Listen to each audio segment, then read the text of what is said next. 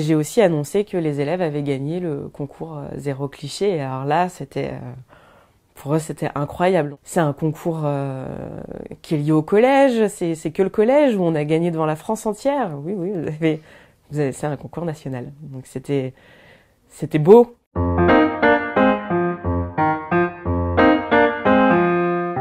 Alors la cérémonie, ça a été une belle expérience pour les élèves parce que déjà ils se sont sentis invités.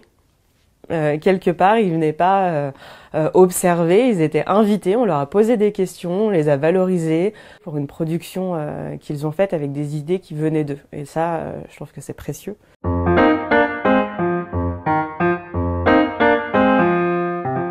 On a réalisé un JT des discriminations dans le sport. Donc c'est une idée qui est venue des élèves. Et il y avait une affiche devant l'établissement que les élèves ont remarqué avec une athlète de dos et on ne voyait pas son nom.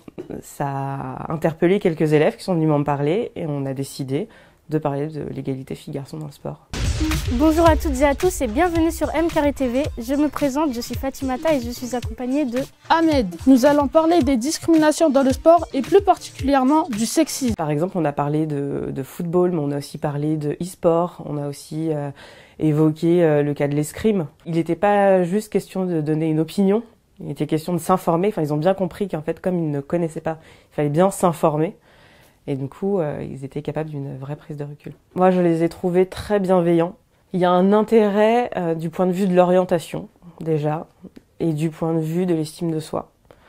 En fait, on se rend compte que les vœux d'orientation sont guidés par des biais sexistes. L'égalité filles-garçons, c'est aussi expliquer aux élèves que les métiers techniques ne sont pas réservés aux garçons, qu'une fille peut porter une perche ou même une caméra. Enfin, il n'y a pas de contrainte, et que les filles se sentent capables de faire la même chose que les garçons et inversement.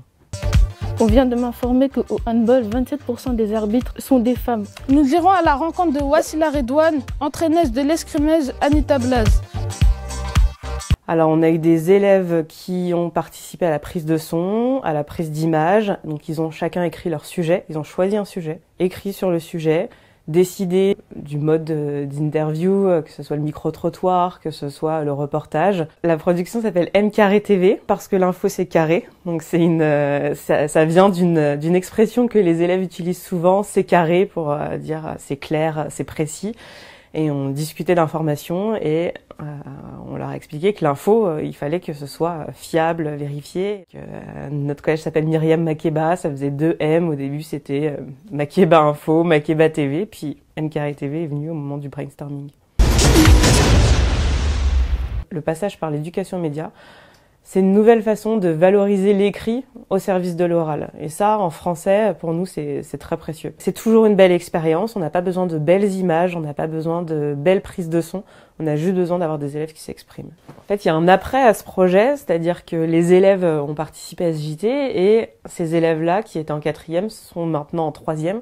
Il y a eu le stage en entreprise, et certaines entreprises ont vraiment noté qu'on avait des élèves qui étaient beaucoup plus à l'aise dans les interactions avec les adultes. Ça permet aussi une transmission par les pairs, parce que les 4e de cette année ont vu le JT de leurs aînés, ils avaient envie de faire la même chose, donc c'est ce qui nous a poussé à continuer. Je sais que pour les élèves, c'était une belle expérience de venir à Paris et de découvrir aussi les productions d'autres classes.